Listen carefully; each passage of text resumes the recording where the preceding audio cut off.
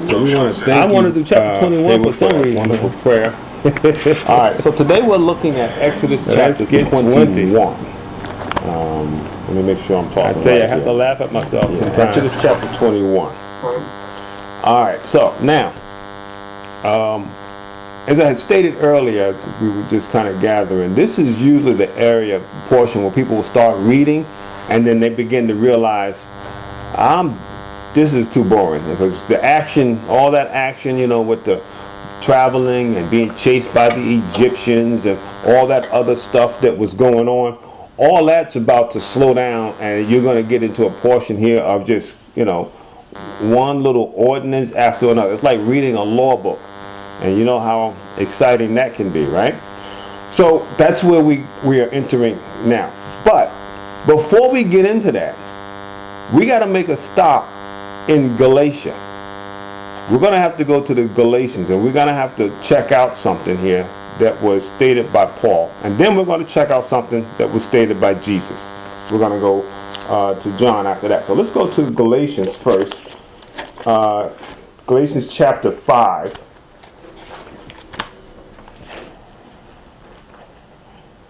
And I want to make sure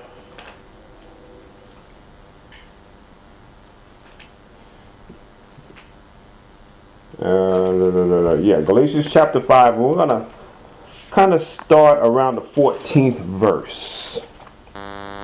Galatians chapter 5. And we're going to start at the 14th verse. All right, let me read that. So it says, "For all the law is fulfilled in one word, even in this, thou shalt love thy neighbor as thyself." All right, keeping in mind, we're getting ready to go into the law. And it says all the law is fulfilled when you are more concerned about your neighbor as if it was being concerned about yourself. Okay? 15 says, "But if ye bite and devour one another," oh, people can do that, huh? "Take heed that ye be not consumed one of another." So this is what the law was designed to help to prevent. If you love one another, you would only need one law: love everybody. But because we don't love everybody, we look for angles and means and strategies so that we can kind of have our own way above somebody else's way. Then we got to try to mediate between that, and that's where the law comes in. Let's keep going. 16. "This I say then, walk in the Spirit, and ye shall not fulfill the lust of the flesh." Okay, if we did that, then the law would have little meaning as far as us having to deal with it, because we would be moved by the Spirit of God. But we're not always moved by the Spirit of God. A lot of times we're moved by our own spirit, and sometimes by evil spirits. All right, but let's keep going. Look at 17. Let me finish 16. "And ye shall not fulfill the lust of the flesh." Okay, 17. "For the flesh lusteth against the spirit, and the spirit against the flesh." So it's letting you know there is a battle. The lust of the flesh versus the desires of the spirit. Okay? This is what the law is supposed to be there to mediate against. Okay? And these are contrary the one to another. So they don't get along. All right? You can't be in the flesh and in the spirit. Okay? Important to keep in mind. They're contrary to one another. "So that ye cannot do the things you would." So, because you are made this way, you can't do the things you would. Now, you think, I do what I want to do. No, you don't. You do what you think you want, but a lot of times, that's why we never really get what we think we're trying to get to. Because we said, I want this. I want joy. I want peace. I want all this. And we go and we start doing stuff, and we're never going to get it because we're working in the flesh, and it never comes out. And we think we've got the mathematics and the schemes and the theology and the thinking to produce it, but we never get what we want. Which is why when God begins to do stuff to us, he does stuff that we think is strange and it doesn't seem right, but he's letting you know, to get what you want, you have to do this. All right? And this is what the law is there to mediate. All right? Let's see. Contrary one to another, you don't get what you want. All right, look at verse 18. Look at this. But if ye be led of the Spirit, look at this. Ye are not under the law. Okay. That's where I want to make sure that we underline. If you are led by the Spirit, you are not under the law. So we're getting ready to go through this law, and we're going to go through a whole bunch of stuff. And sometimes people will say, well, do we need to do that today? Do we need to do this today? And I'm going to go back and tell you, read Galatians chapter 5, verse 18. If you are under the Spirit, you are not under the law. Well, what Spirit? The Spirit of Christ.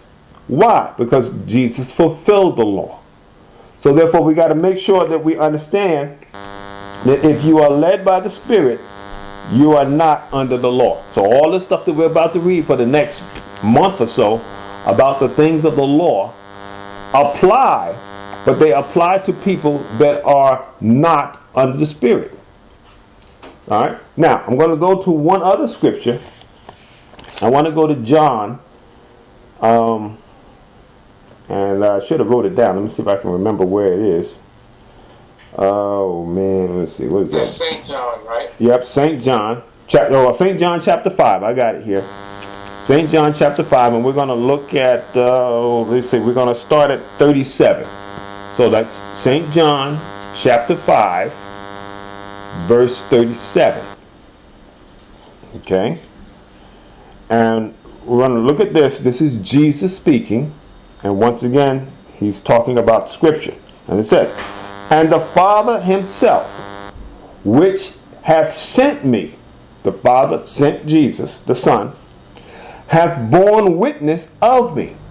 The Father is the witness that Jesus is God come in flesh. All right? Regina's joining here. Okay? So, look at the remainder of that. Ye have neither heard his voice at any time, nor seen his shape. All right? So that's important to keep in mind. Good morning, Regina. We're just getting ready to get into this, but prior to getting into all this law, I had everyone go to Galatians, and you could just jot this down. And basically, it's Galatians 5:18. It talks about that we're not under the law. And right now we're reading John 5, and we're on verse 38. John 5, verse 38. And it goes on and it says, and ye have not his word abiding in you. And now remember, Jesus is speaking to the religious leaders, the Pharisees of his day. For whom he have sent, ye believe not. So you don't have God's word in him, because you don't believe in him who he sent. Okay? So in order, Galatians said, if you walk in the Spirit, you will not fulfill the desires of the lust. And if you walk in the Spirit, we are not under the law. But in order to do that, you have to have this verse apply as well. You got to believe in him who he has what? Sent. And that's Jesus. All right? Now, I'm doing all this so that you can see when we go through the law, and we go through all of this, you don't got to go out and do all of this stuff today. Now, some of it is good practical sense that you still want to say, I want to incorporate that in my behavior patterns. But it's not the law. You're under Spirit, not under the law. Is it good to say that the law is a schoolmaster? Well, the law is a schoolmaster. The Scripture says the law is a schoolmaster because it teaches you that you are a sinner. Because some people don't believe they're sinners. But the law will let you know that you can't keep it, and the only one that could keep it was Jesus. All right? All right. But let's keep going here. Let's look at this. Let's look at what Jesus is saying here. It's saying, finishing up on the 38th verse, for whom he hath sent, ye believe not. Look at 39. search the scriptures. This is what Jesus is telling them. For in them ye think ye have eternal life. So he's saying, y'all go search the scriptures because you trust in the scriptures for eternal life. But then look what he says. And they are they which testify of me. So if you search the scriptures trying to find eternal life, you should end up where? With Jesus. At Jesus' feet. Okay? And that's the beauty of it. So the law is needed. The law is there to, number one, to be the element to show forth the person that is our Redeemer, because only our Redeemer can do the law. But the law also shows us that if you do want to know the Lord, you do have to understand the law, which is part of Scripture, and then the law will identify you as being a sinner. In other words, the law will tell you you are sick.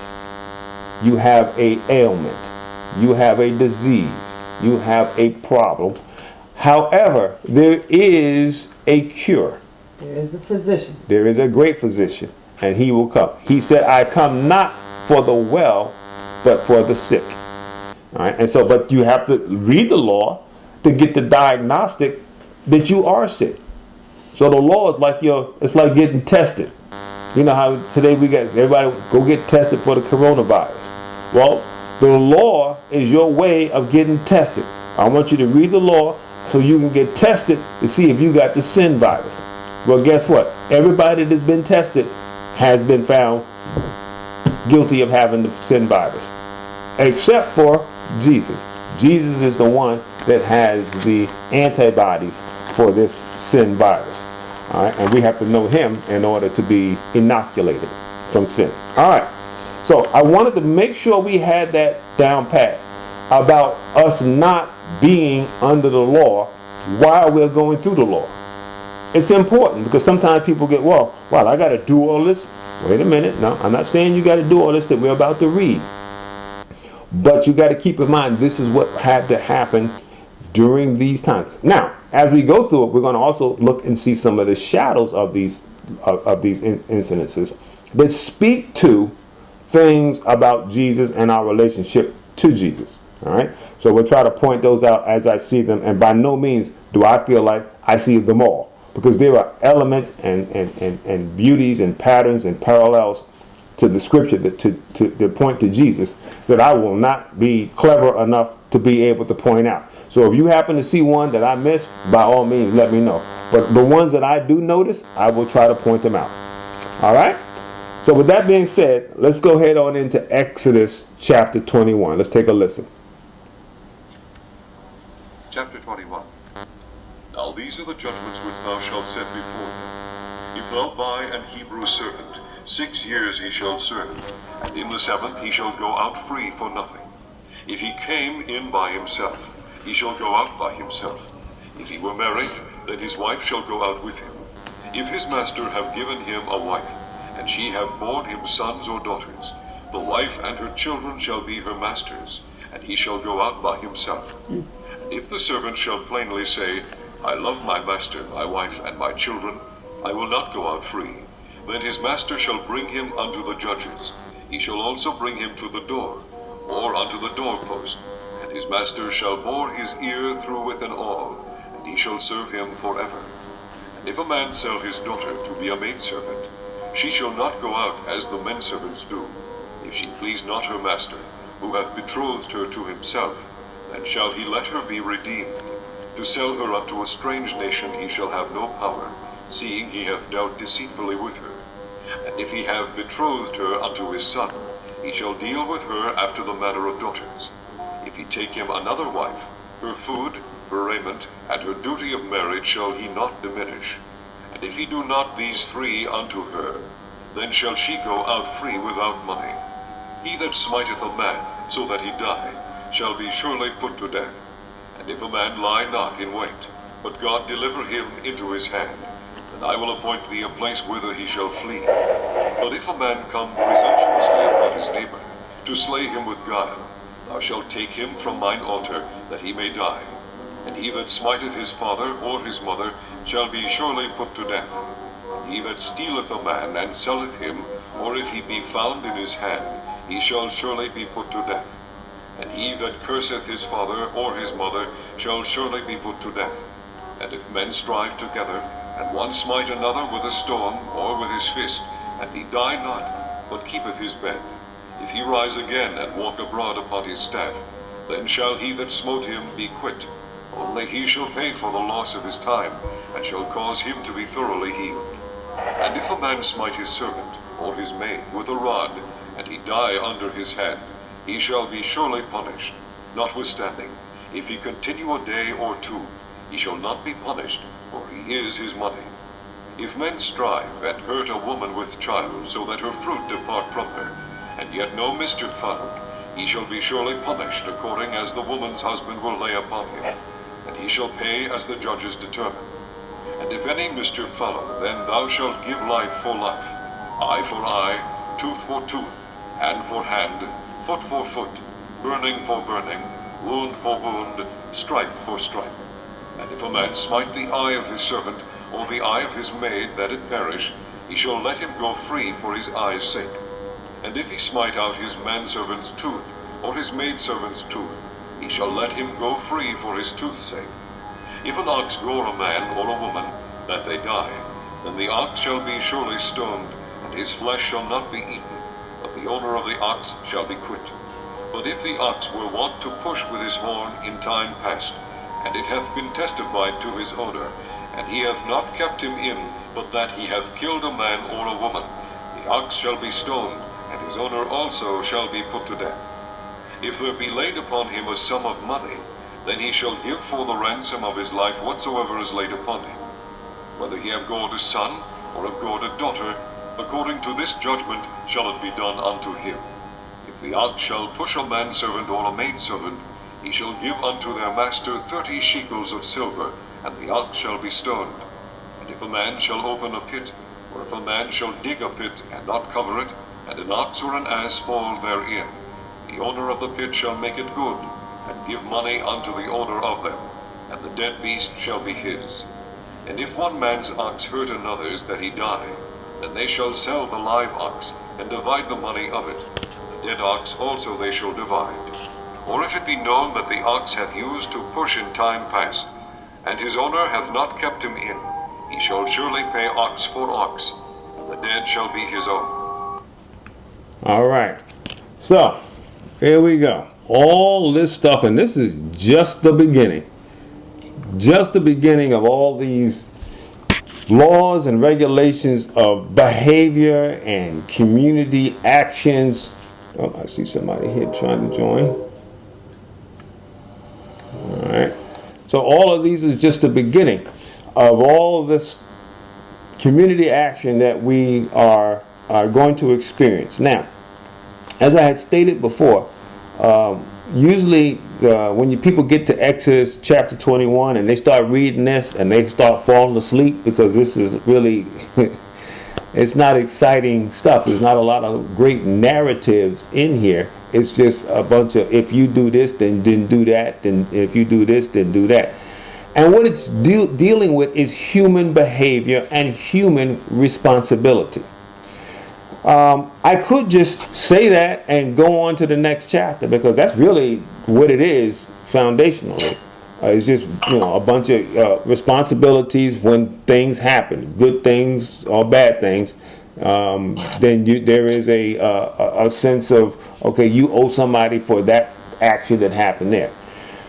But I think I would be disrespecting the Spirit of God that took the time to pen this to these wonderful patriarchs, and in this case Moses, to just gloss over it. Though sometimes it can be tempting to do, because you're like, wow, we're going to just go through each one of these one by one. And my answer to that is yes. I am definitely going to take the time and go through each one of these. And I think as we go through it, there will be some things that we can point out. Other things will be like, well, you read it, you heard it, and that's what it means. It will be just that simple. But I think it's important that we take a look at these. So now, remember, prior to this, Moses was up on the mountain and he was talking to the Lord, and the Lord was saying different ones should come, and they were hearing the thunder and seeing the lightning. And remember, they were also hearing the trumpet, which a lot of times we don't recognize today. And the earth was quaking and different things, and they were like, "Ooh, we don't want to come near the presence of God," and all that. And so Moses, he went up, and so when he went up, this is the conversation that transpired. The Lord is giving Moses information. Now, keeping in mind, this is God speaking. Moses is writing this down, but the Lord is speaking here. So, which is another reason why I say, you could just look at this and go, well, it just seems like a whole bunch of, be responsible for your behavior. Let's move on.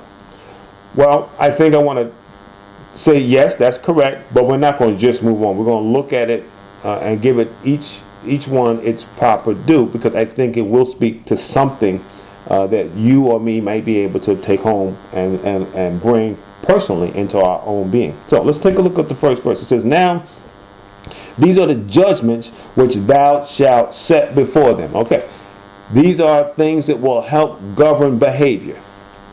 All right, when we went to Galatians 5:18 and we read that in the beginning, it said if you are in the spirit, you're not under the law. So the law is for those that are not walking in the spiritual realm and in the spiritual nature, that don't have their spiritual identity, that they have not allowed themselves to be born again. So that's where the law is needed. And prior to this, Jesus has not paid for sin and the Holy Ghost has not come yet. Okay, so what the Lord is saying, these are behavioral focuses that I need you to do. But in here will also speak to how sin will be paid for. And it also will identify sin. All right. So these are the judgments. Look at verse 2. "If thou buy a Hebrew servant." Okay, we got to stop right there. People buying people? What? But now, keeping in mind, this is not a foreigner. This is a what? A Hebrew servant. So one of your brethren. All right. So in that day, during that culture, there was what we considered to be servants and masters. Way different than the slavery that was produced in America, because the slave had rights. Or let me just say, the servant had rights and certain things. So we're going to see some of these rights here. So you were still looked at, though you were looked at as an investment, and there was money tied to your actions and to your behavior, you still had rights according to this. And so it's important to keep in mind. So, but what does that speak to? The fact that the Lord is saying that a man can buy another man, it speaks to what sin is. Sin keeps you under servitude. If you allow sin, which right now is your master. And so what he's trying to say, you're worried about how one man can be the master of another man. That's just a foreshadow of what is really happening. You are the servants of sin. And what I'm trying to do is get you to see, I'm going to allow you guys to interact with one another so you can get maybe a flavor or a taste of how you guys are really living. You are living under servitude, whether you recognize it or not. All right? So this whole action is something that is just you're going to do this amongst each other. But the bigger piece is that this is happening to you guys every day. You guys that are so-called the masters, you're a servant. Even if you don't want to admit it, you're a servant of sin. And so it's something to keep in mind. So, okay, well, let's look at how the Lord sees this. If a Hebrew servant serves 6 years, he shall serve, and in the 7th he shall go out free for nothing. All right. So right off the bat, if you serve for how many years? 6 years. On that 7th year, what happens? You're free. So you see a difference right off the bat. you are able to work, but then you will get free.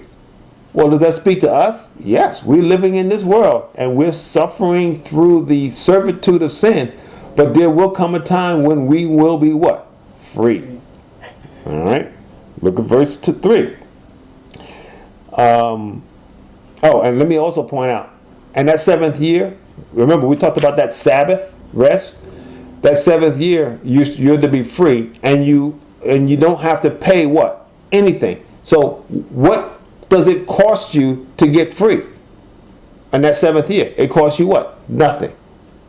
Why? Because it's already the work has already been paid for prior. Salvation is what? Free. All right. When you come to Jesus, who is our Sabbath rest, you rest in Him for eternity for free. It doesn't cost you anything. Who paid for it? He did. All right. He was the one that worked and served in the likeness of sin to bring forth our redemption. Verse 3. If he come in by himself, he shall go out by himself. If he were married, then his wife shall go out with him. All right. So he's going to be free on the criteria in which he came in. If he came in by himself, in that 7th year, he's going to be free by himself. If he had a wife, that wife shall be free. All right, let's keep going. There's some more to this. If his master shall give him a wife, and she shall bear children, sons or daughters, the wife and the children shall be her master's, and he shall go out by himself. So, once again, you come in the way you go out. But if you were given a wife by your master, when you decide to leave, you don't take the wife with you. And you go, well, isn't that kind of harsh? Well, yeah, because sin is harsh. Sin separates. That's part of the nature of sin. It's going to have separation and division built into it. All right? And so what the Lord is trying to say, that this is not a game. This isn't, well, this ain't fair. This is real. This is how sin works. And yeah, you're not going to like everything that happens in sin. You're not going to like all the outcomes when you start working in an environment of sin. There's going to be things that just don't seem to be right. And what the Lord is pointing out, I need you to understand and see how this works. See, a lot of times when we read this law, we're thinking that the law should always bring forth things that just work perfectly. No, it don't work perfectly. It works reality. It shows you what sin is really like. But it also shows you how to work within it to maintain your civil and community structure. And so that's one of the things that these are here for. But it's a lot more deeper and I would say spiritual aspects to it that sometimes we're able to glance and see, and other times we don't. It just goes right over our head. Because remember, this is God speaking. This isn't like, man's, Declaration of Independence or the Constitution of the United States that man drew up. This is stuff that God drew up and gave to Moses. So there's more in here than we could ever dream of being able to pull out. But let's keep going. All right. Verse 5, right? And if the servant shall plainly say, I love my master, my wife, and my children, I will not go free. Verse 6, then the master shall bring him unto the judges, and shall bring him to the door or unto the door post, and his master shall bore his ear through with an awl, and he shall serve him forever. Okay, so this speaks again to you are a servant regardless. Okay, when you set free, you still under your own servitude. So, but once again, we saw that in Galatians, that you go out and you do those things, but you don't get what you want. Why? Because We think we're trying, we scheme and we maneuver trying to get what we want, but we never get the things that we want to get. We never get the target that we're aiming for. Why? Because in our own actions, we're still under a bondage. We're still under corruptions. So we say, well, I don't like being ruled by another man. Okay, then rule yourself. So you're gonna do better ruling yourself than somebody else would do ruling you. Well, I would feel better, and that's true, you would. But you're still gonna have the same inklings to make mistakes, to have a desire to want to get somewhere and can't get there. Well, this man here, the Lord is telling Moses, if somebody says, well, I don't want to be free, I'd rather be with my wife and children, then he will bore himself and say, I will follow the leadings of this man, this master, who gave me my wife and my children, and I will be subservient to him for the rest of my life. So what that means is I'm going to give up my will. Wow, does that speak to something that we should do? We give up our will to follow what? The will of another. And that other that we follow the will of is who? Jesus. And so this is a shadow of that. It points to that. All right? All right? But we're going to see. We're going to be thanking God for the Lord. And once again, by all means, I'm not saying I understand all of this. I'm just giving you, what I can glean. If you see something that I'm missing, please point it out. All right, verse 7. If a man sell his daughter to be a maidservant, she shall not go out as a men servants do. So in other words, a man wants to sell his daughter. What? Once again, what are we talking about? We're talking about in the realm of sin, there is servitude. Everybody is serving. You think you know what you want, but Galatians pointed out, you're trying to do certain things under your own power, and you still don't get what you want. Why? Because you're under servitude. You're being told what to do by that which is not really the hunger and thirst that you're thinking you're trying to fulfill. And that's why we end up feeling disappointed. We end up feeling like I never seem to be able to get it right, or whatever the case may be. Why? Because that's what we're under. Now, we read that Galatians so that we can recognize, how do we not do that? We have to be what? In the Spirit. But outside the Spirit, this is the kind of stuff that goes on. A father sells his daughter. Why would he sell his daughter? For what? For money. For connections. Property. I want my daughter to be part of that family, so I'm gonna sell her there. So we're building up those what? Those relations, so we can get what? Advantage. All right. You see companies today merging, right? I saw one Sprint and T-Mobile merged. Right? So now they don't have to fight against trying to beat each other up in competition. Now they can come together and just take all our money, without anybody else trying to give them a better deal. Right? And so people come together. They have all these alliances and these different marriages. And so when a man sells his daughter, and we look at that as going, what? This is the reality. This is the kind of stuff that happens in sin. That the Lord is saying, if in the realm of sin, these things happen. But let me show you how to maneuver and to deal. It ain't going to be pretty, because sin is not pretty. It's not going to be sweet, because sin is not sweet. Sweet is ugly and nasty. But I need you to understand it. And I'm going to show you how I'm going to come in and I'm going to work in this same system, and I'm going to bring you out. But I'm going to bring you out, because that's why Jesus is considered the lily, right, of the field, the lily. And the lily grows where? In the muck and the mire. But he comes out what? The lily's always what? Pure white. So in the midst of all this stuff that we're going to read, and we're going to be dealing with this for a few chapters, a few weeks, we're going to be dealing with this. So let me move along. All right. Verse 8. If she please not her master, who he hath betrothed her to himself, then shall he let her be redeemed. In other words, if If she's not pleasing, then she's redeemed. And redeemed means she's going to be set free. It shall be her unto a strange nation. He shall have no power, seeing he have dealt deceitfully with her. So if you send her out to a strange nation and then things don't work out good, then she's redeemed. And you have no power over her.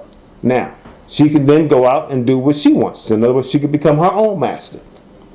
All right? And sometimes, once again, one of the worst things that some people can do is to be their own master, because they don't know how to, work themselves. They need some guidance. They need some help.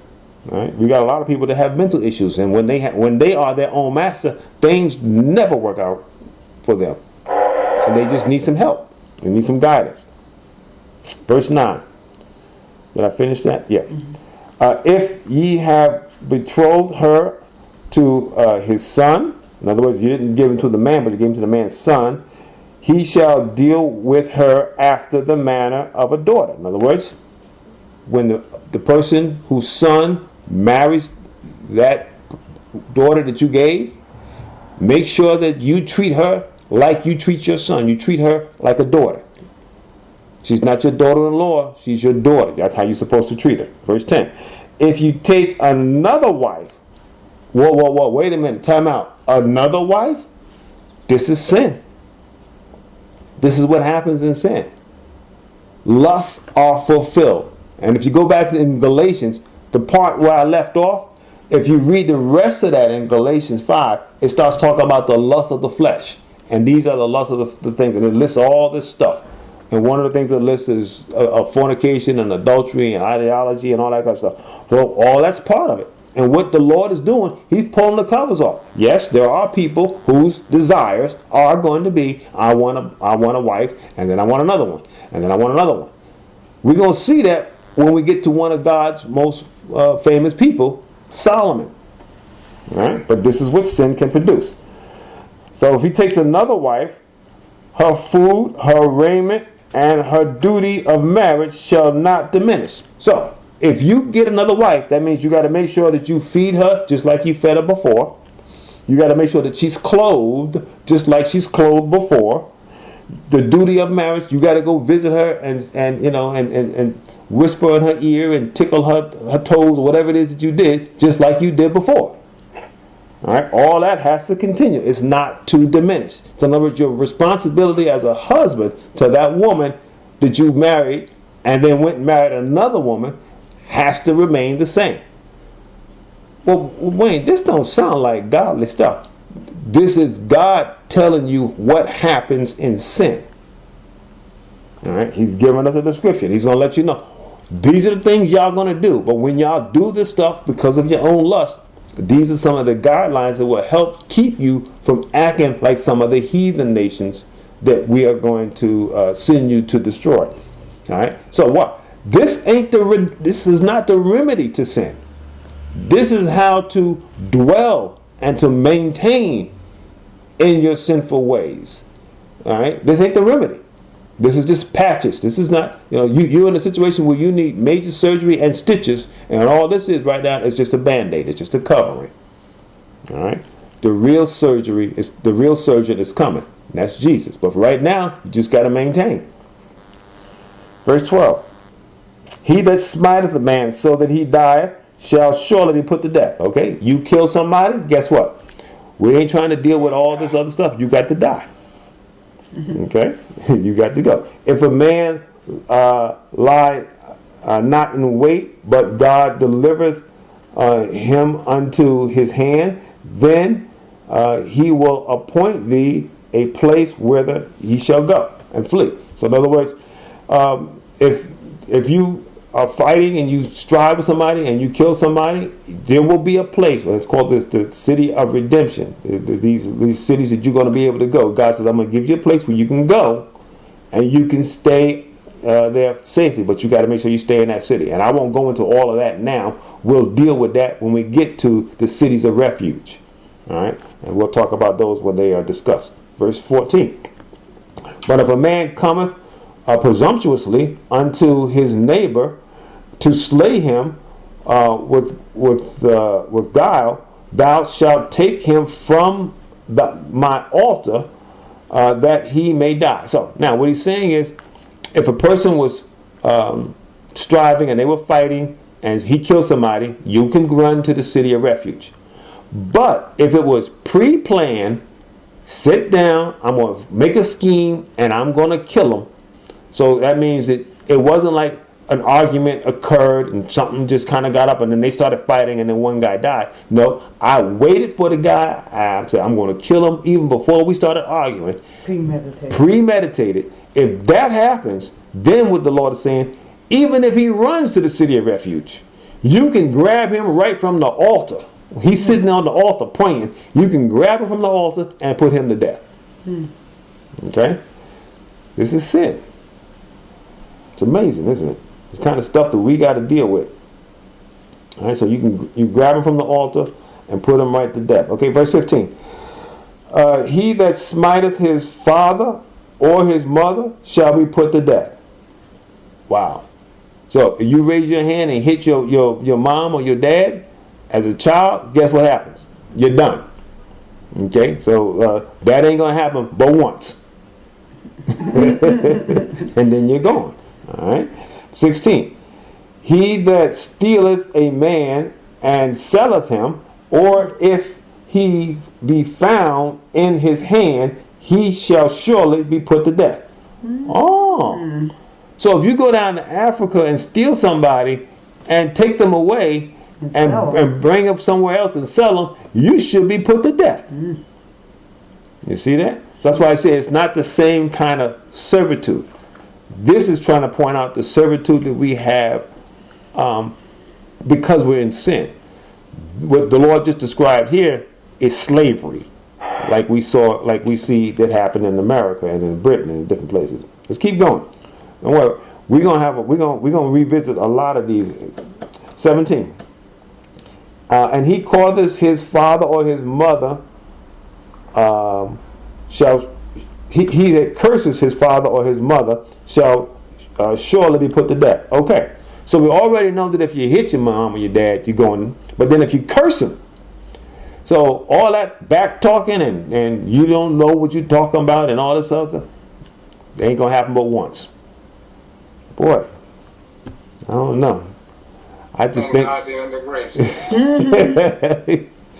Thank God for Jesus, right? Because we thinking about our children, but wait a minute, go back to when you was 15. You might not have made it. Some of the things that you said and that I said. 18. If a man strive together and another smite another with a stone or with his fist, and he die not, but keep his bed. 19.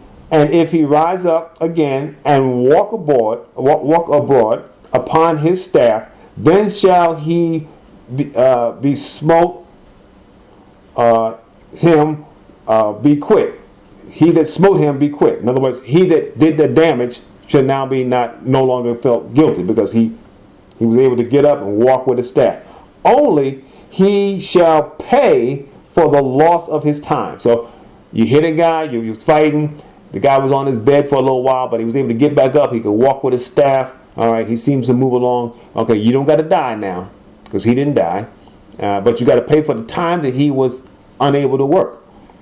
All right, so you got to make sure you do that, and you got to help work to continue to get him healed. Okay, so it says, and thou shalt cause him to be thoroughly healed. You remember the parable that Jesus talked about, the man that went down to Jericho, all right, and he was beat up, and then the Good Samaritan came and bound him up. Okay, the Good Samaritan did this, even though he wasn't the one that did the damage. Kind of speaks about Jesus, right? But what does this talk to? Once again, the fact that, well, wait a minute, the Lord is saying, if this happens, what that means? That means it's going to happen. Well, why would it happen? I'm following Jesus because let me rephrase that. Why would it happen? The children of Israel are following the God of Abraham, Isaac, and Jacob out of Egypt. Aren't we're leaving, but we're bringing what? We're still dealing with what? Sin. Yeah. All right, and so the Lord is letting you know. You guys have left Egypt, but you still deal with sin. All right? And this is what sin looks like. Sin is not pretty. If a man smite his servant or his maid with a rod, and he die under his hand, he shall be surely punished. All right. So now, when you smite a servant with a rod, well, why would you smite a servant with a rod? Because they're not doing what you told them to do, or they did something, or they stole something. Then you're going to be punished. And you notice it says punished. It didn't say put to death. It said punished. All right? Because one of the things that you did, that investment that you have of that servant, you're hurting yourself. So it's almost like you're cutting off your nose to what? Spite your face. And somebody says, well, that don't seem too fair. We're not dealing with fair here. We're dealing with what? Sin. All right. So sin, and that's the thing. Oftentimes we look at our world. We're always crying. Things are not fair. Things are not right. I know that. And yes, do we try to make them better? Yes, we do. And this is what the Lord is telling us. In this world of sin, strive to try to make things better. And that's why he gives us all these laws. So we can maneuver and work and try to get along. But somebody's going to get the short end of the stick all the time. Why? Because we're living in sin. Notwithstanding, if he continues a day or two and he shall not be punished. All right. So in other words, if he hits him but he doesn't die right away, then he shall not be punished. All right. For he is his money, and that's the reason. That's you hitting your own investment. All right. That's just like me saying, well, I'm going to take my $20 bills and I'm going to burn them for as a candle. Well, that's just what you want to do, but you're still going to lose that money. You can't take them ashes and go buy anything with it. All right. Then once you burn that money lost its value. Well, here's my ashes of my $20 bill. I want to buy some groceries. Not here. And that's what the Lord is trying to help us to understand. Look at 22. If a man strive and hurt a woman with child, so that her fruit depart from her, in other words, the baby dies, and no mischief follows, he shall surely punished according as the woman's husband shall lay upon him, and he shall pay as the judges determine. So, if a man is striving with a pregnant woman, well, wait a minute. Aren't they following the God of Abraham, Isaac, and Jacob? Yes, they are. Yes. So you trying to say that there may come up a time where a man's going to walk up and fight with a pregnant woman? Yep. Why? Because even though they're not in Egypt, they're still in what? In sin. And this is what sin will produce. It will produce situations like this. And so when I read this, I read it and go, okay, here's what the law is. But what the Lord is saying is this kind of stuff is going to happen. You're going to deal with things like this. So understand that this. So what the Lord is trying to tell you is, let you know what sin looks like. You're going to see stuff like this in yourselves. And I'm trying to help you to show what to do when it happens, because it's going to happen. Why? Because you are a sinner. And you're going to act up like this. You're going to do stuff like this. All right, 23. If any mischief follow, then shall give life for life. So, in other words, if anything happens, any mischief between that man and that woman follow, if one is put to death, one kills another, then you take the life of the other person. Remember when Jesus was on the Mount, Sermon on the Mount, and he talked about, you have heard it said, an eye for an eye and a tooth for a tooth. This is what we're reading here. All right. But then Jesus said, but I say unto you what? Love your enemy. All right. He that smites you on one side, turn the cheek to the other side. All right. But this is what it was here. This is what happens this is what sin looks like. We're getting a real good description of how sin acts and behaves in good people. Okay, keep this in mind. And people that are trying to follow. These are people that are trying to follow the God of Abraham, Isaac, and Jacob, but they're still in sin. good people. This is why you got to be able to just forgive people and just move on and just trust that God's going to make it better, because you are going to do some stupid things and people are going to do stupid things to you. It's going to happen. Why? Because we're in sin. All right? And so we're going to get our feelings hurt. We're going to get embarrassed. We're going to get all that's going to be part of the walk. But Galatians told us that if we walk in the Spirit, we will what? We will not be under the law. All right? And that's an important thing. We're going to be talking more and more about that.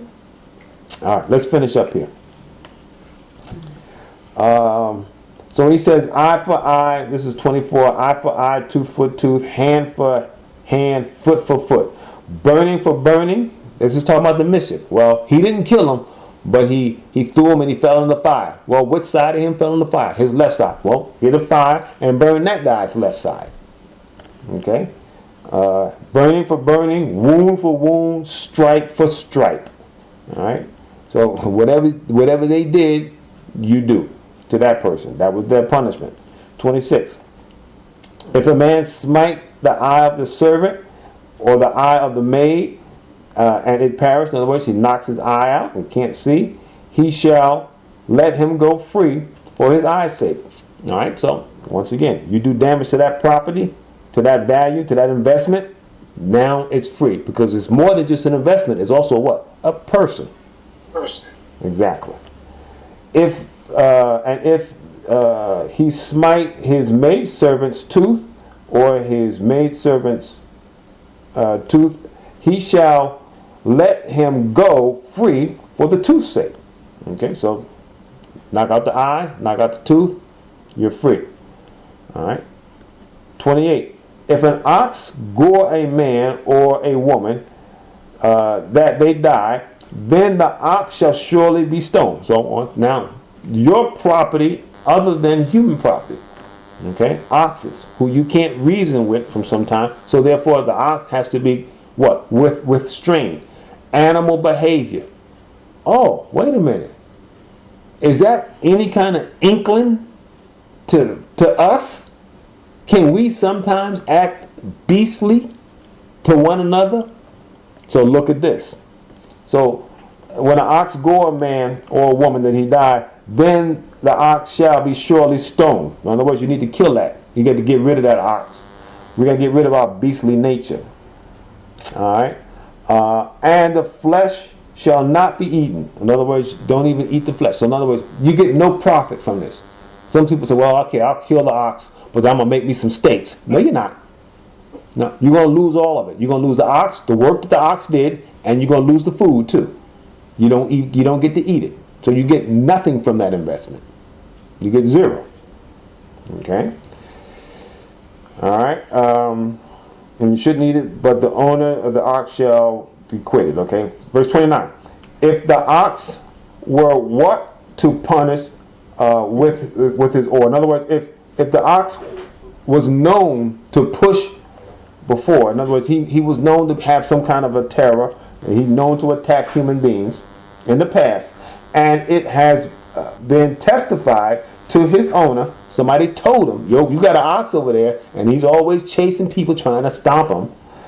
But he that killeth a man or a woman, that the ox shall be stoned, and the owner also shall be put to death. How about them pit bulls? Those people that own pit bulls. Pit bulls, that's right. So you've been told this particular animal is dangerous, and you need to keep it under control. And you didn't listen. And when they go, and if they kill somebody, that animal's got to be put to death, and the owner's got to be put to death. Well, that seems kind of extreme. This is sin. Remember, we're not dealing with fair.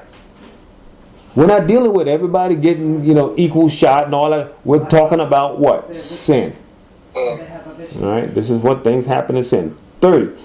If there be laid on him a sum of money, then it shall be given for the ransom for his life, whatever is laid upon him. So if someone says, well, I need to get this guy's going to be put to death, but I need some money or some recompense for the damage. He's saying, well, he should get that too. So you're going to get recompense for the damage as well as, life for life. All right. Whether he have gored a son or have gored a daughter, according to this judgment shall it be done unto him. So it don't matter whether it's a son or a daughter, a girl or a boy, don't matter, man or a woman. The punishment's the same. 32. And you say, well, why did they have to mention that? Because once again, we're dealing with sin, and certain times the Lord's letting you know, I know in sin y'all going to make the man more important than the woman. That's the way it's going to be.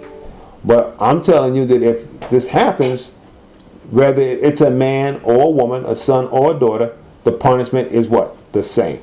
Same. All right?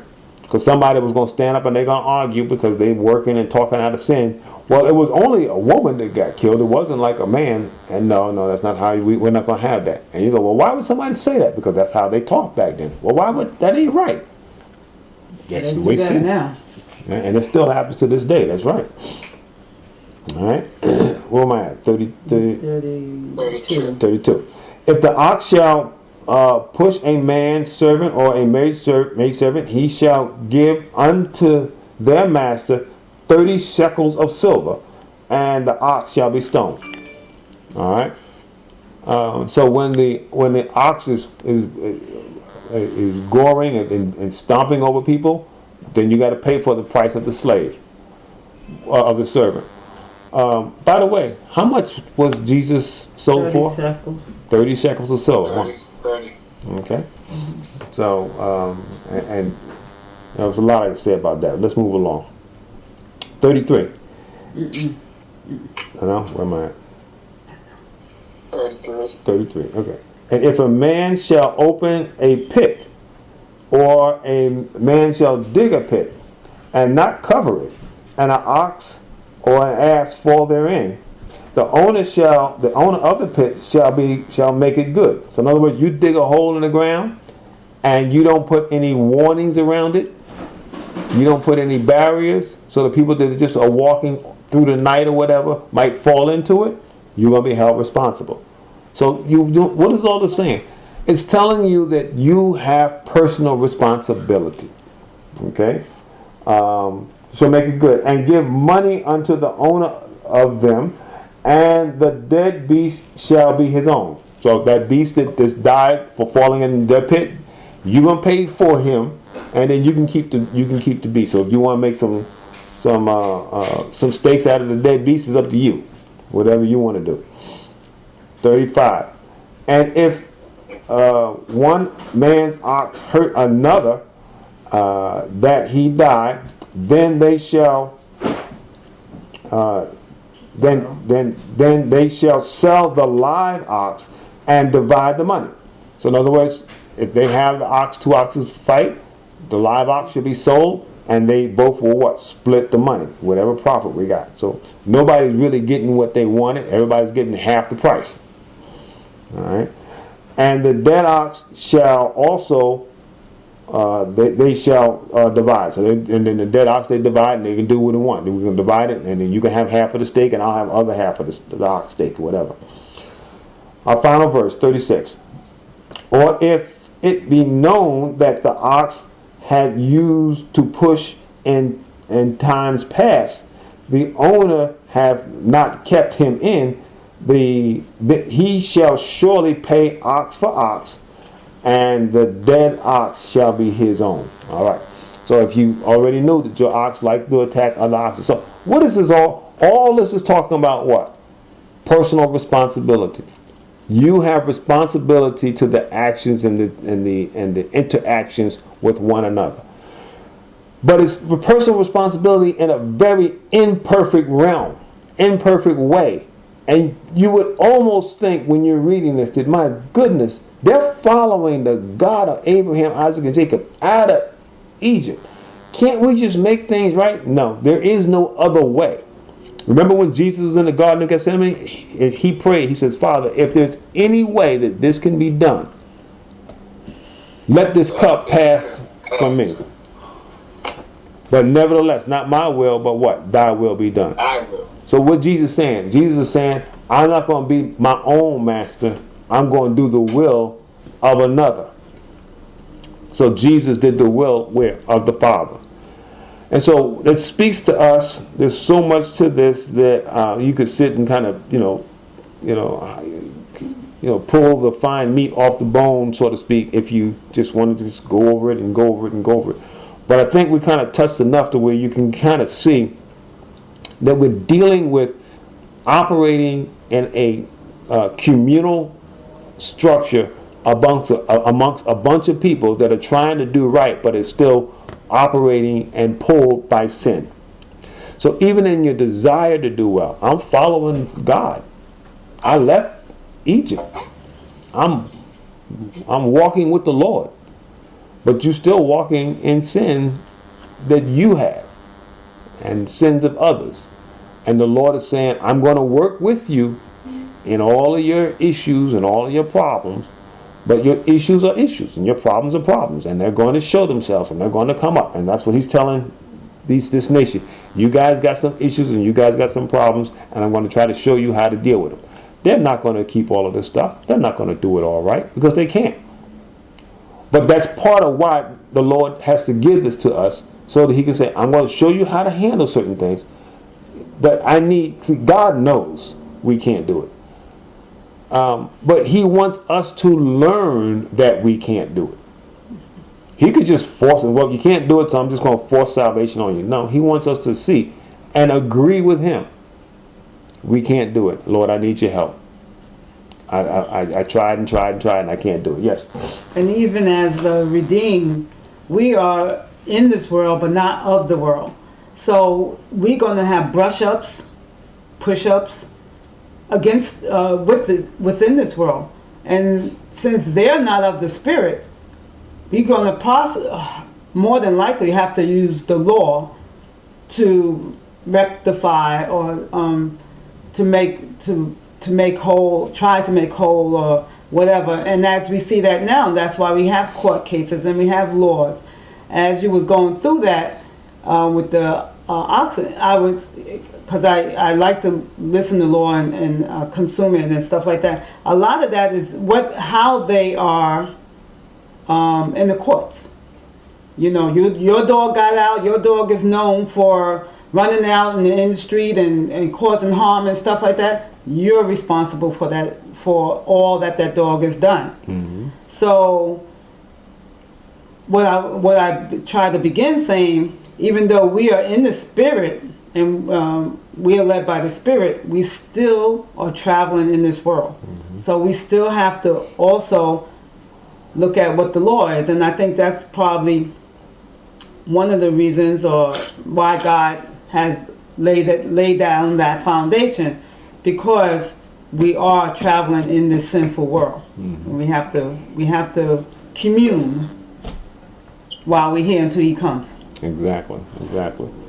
And so we definitely can see that this is going to be, we got, several chapters of this, and then in the next book we're going to get some more of this. So we're going to be thoroughly versed in the law of God and how we are to act and react according to what he has showed us to to patch our behavior that produces so much wound and suffering. All right, but it's by no means our redeemer. We're not redeemed by the law. Mm-hmm. All right, so we are redeemed by Jesus. But as we go through this, you get to see, man, trying to do this is a lot, because we haven't gotten to anything yet. This is just the tip of the iceberg of the responsibilities and the things that we're going to have to do. There's a lot more to go. So hang on with us here as we go through all of this stuff about with the law. It's going to be a lot of tedious stuff, but we're going to get through it. All right. Any other comments or questions?